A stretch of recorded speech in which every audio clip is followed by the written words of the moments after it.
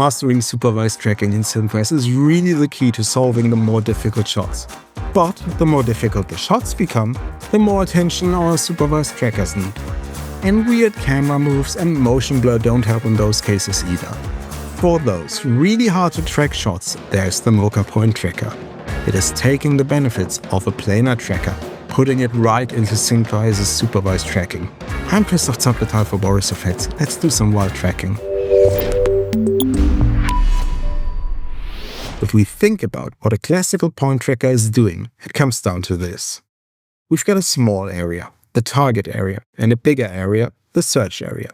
Now, in each consecutive frame, the tracker will look for the pattern contained in the small target area inside the bigger search area. It does so by looking to the left, to the right, up and down. That works tremendously well if your camera is on a gimbal, a dolly or a tripod. But our little tracker here is blissfully unaware of the scale or the rotation of the pattern over time, things that we would also call affine movements. Long story short, the tracker has got no idea whether our pattern is turning or getting larger or smaller. So let's take a look at this drone shot here and let's try to track the antenna on top of the building with our default tracker. I will enable the pan to follow by clicking on Follow to Deep or by pressing 5 on my keyboard. That way, my tracker always stays centered in the viewer. The default sizes work fine for me, so let's just start tracking away. Okay, that starts drifting almost immediately, and around here it loses the pattern altogether. So the problem here was that SynthEyes always looked at the first frame for reference. Once the image rotated too much, it just couldn't find the pattern inside the search area anymore. Well, we can try to solve that issue by forcing the tracker to grab a new reference every couple of frames. So let's say that every 12 frames the tracker should grab a new reference. I'll also switch my layout to split between the camera view and the simul track view. That way we can see the individual reference frames at a glance. Let's start tracking. Yeah, this looks better. The tracker doesn't lose the reference completely, but the drift is still pretty bad. And if we take a look at the references, we see that while the references do update, between each of those two references, the tracker will still look for this pattern only by looking to the left, the right, up and down. And the distance between each of these references, those 11 frames, allow for this drift to continuously build up. In general, one tracker type that is really good at compensating for these rotation and scale changes are planar trackers. I might be a bit biased here, but the best planar tracker out there is Boris Effects Mocha. Would a planar tracker help here? In the end, we still want to track individual points, not entire planes. That's why we created something called the Mocha Point Tracker. Now that might sound a bit weird and contradicting at first, but I think you're really gonna love what this will do to your supervised tracking. The idea of the Mocha Point Tracker is that we track a small planar patch and then take the center of that patch and return the coordinates of that center as point tracking data. Let's see that in action. Same shot, same antenna to track. Once again, I'll create my tracker, but before I do anything else, I will change my tracker type here from the traditional RGB point tracker to a Mocha Point Tracker. Now relax, this won't launch Mocha or need you to become an expert in planar tracking. The UI down here will change a bit, but we will explore all this a little bit later on. For now, let's take a look at the tracker itself and what has changed there. What we see right now is the planar patch we are about to track. Like any other point tracker, we can grab it at the center point and move it around. If you want to offset that center point to somewhere else, just hold down Shift while dragging. That can be especially helpful as our planar patch doesn't need to be a straight rectangle. As you can see, we've got a lot more freedom to set up our pattern patch. I can pull out all of these corners individually, but as the antenna is pretty square itself, this will work just fine. I'll just make sure to have my pattern patch slightly larger than the actual antenna so that I can grab all the nice contrast detail from the edges. Let's leave all the rest at the defaults and just track away. Now this is something else. My pattern patch actually rotates along and my little center point that will eventually return my point tracker data is sitting there very tight with no drifting. Let's make this a tad more visible. I'm going to hold down Shift to offset that point over to here, right onto the edge of the antenna. Now that is pretty locked down. Let's track another pattern in the image. I'm going for the blue parking space down here. The very beginning of the shot, it is partially cut off, so I will track this one backwards from the end of the shot. I just love how I can turn my pattern patch into this little trapezoid for this.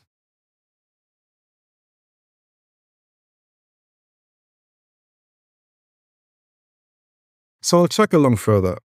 But what's this? As soon as my tracker gets close to the edge, it just turns off. Let's step one frame forward and then switch on cliff before we track backwards again. I'll turn my tracker traffic light to green on the frame where the tracker switches off, and now I can keep on tracking even though parts of my patch are off screen. Let's see how far I can take this. It actually holds up pretty well, up until here.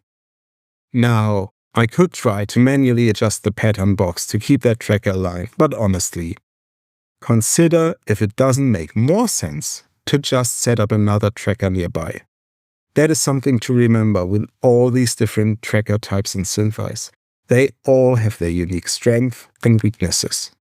The Mocha Point Tracker is really good for holding a pattern with all these affine movements, but other ones, like the traditional RGB tracker, are much better for manual frame-by-frame alignment, aka babysitting your tracker.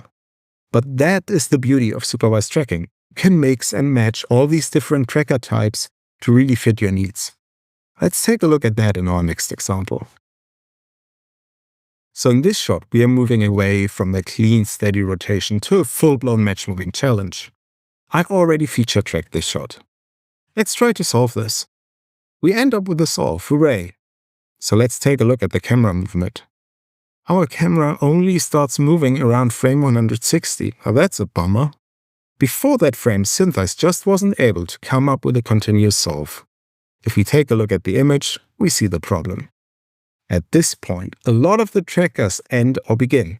That's because we've got this whip motion that produces a lot of motion blur, exactly at the same time that our motocross biker is swooshing across the frame and the camera changes direction. So the feature trackers were not able to hold on around this particular frame, hence no continuous solve.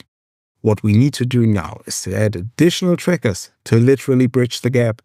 This is a perfect task for the Mocha Point Tracker. As it is, under the hood, a planar tracker, it should be much better at holding the pattern, even if a lot of detail gets lost in the motion blur. To get the most bang for my buck, I want to make these patterns large enough to actually have enough of a text search for, even though a lot of detail shows up and then disappears in the next frame. If I find that my pattern doesn't hold too well, there are a couple of things I can do. The first thing I can adjust is this box here. The percentage value means how much of the initial pattern needs to be present in the current frame before Mocha is happy and moves on to the next frame. By default, each Mocha Point Tracker is created with this checkbox being checked. That means it'll determine this percentage value automatically, depending on the size of your patch.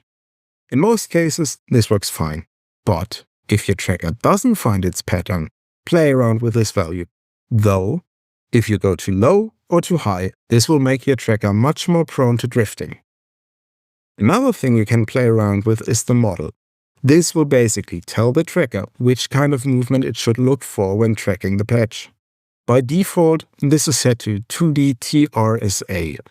And while that doesn't exactly roll off the tongue, it stands for 2D translation, rotation, scale, and affine. So for this shot, the first three models will not help us much. With this kind of camera move, we really need all of these affine movements tracked. But on different shots, you can actually get better results if you constrain the Mocha Point Tracker to less movements, if these movements are what you're after. And for really heavy perspective changes, you can always use the 3D perspective model. In the end, all of them will return you single point data, but they will use different models to create that data. Oh, and one more thing. If your tracker still can't find its pattern, you can give it an additional hint on how much rotation or scale change to expect between frames. So, by default, SynthEyes expects a maximum change of 1 degree of rotation per frame and 0.5% of scale change. But if your DAP is having a field day and your camera is running wild and loose, you can up those values here. These are definitely more advanced controls which you normally won't have to touch. Mocha's Planar Tracker is pretty forgiving about picking up this type of movement even at the default values. With a little bit of patience, I eventually got to a continuous solve. But especially on a clip like this, where basically everything is fast moving and going in all different directions, where the ground is a repeating pattern, the planar tracking nature of the Mocha Point Tracker can really save you a lot of time and headaches. Let's open up my third example. So I'm almost done with tracking this shot. I just want to add this character on the sign.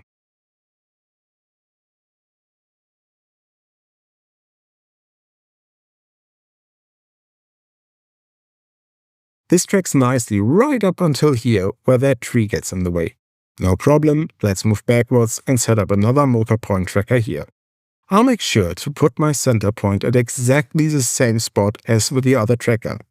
Now what we want to avoid is to let SynthEyes think that these are two trackers in two different places, so I want to combine them into a single tracker. I'll pull up my floating hierarchy view, select both trackers, and then select Combine Trackers from the track menu. With the other point trackers, SynthEyes would just execute that, but with a Mocha Point Tracker, there's a little bit of a caveat. While they do supply point data, they are, at their heart, planar trackers, and thereby different animals. And merging two different planar patches would just end up in a mess. To avoid that mess, SynthEyes would first convert these into classical point trackers before combining them. The center point will still sit exactly where I placed it, but as the track is now converted, I can no longer modify the original planar track. Just a little gotcha to be aware of. The Mocha Point Tracker should make your supervised tracking much smoother, especially on shots where the camera is doing something a little bit more wild. It is a great tool to have in your Mesh Movers toolkit, so be sure to have a proper play with it. If you want to learn more about supervised tracking in general, be sure to check out our SynthEyes Essentials course, available as a free and a premium version on boriseffects.com. There we also go into much more detail about all the other tracker types. I'm Christoph Zapletal for Boris Effects, and I will see you in another video.